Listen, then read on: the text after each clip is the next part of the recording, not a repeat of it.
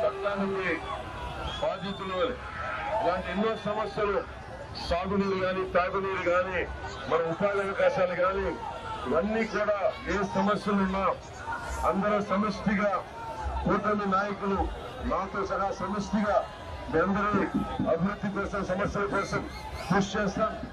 అలాగే మన SEZ ఉంది.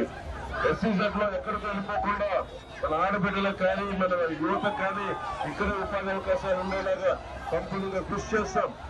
మన సాగునీటి సమస్యలు కానీ, మన మనకి ఎర్రకాలువ శుద్ధగడ్డ ఈ ప్రాజెక్టులు కూడా సంపూర్ణంగా మన రైతాంగానికి ఉపయోగపడేలాగా పురుగులు తీసుకెళ్ళాలని చేస్తాం.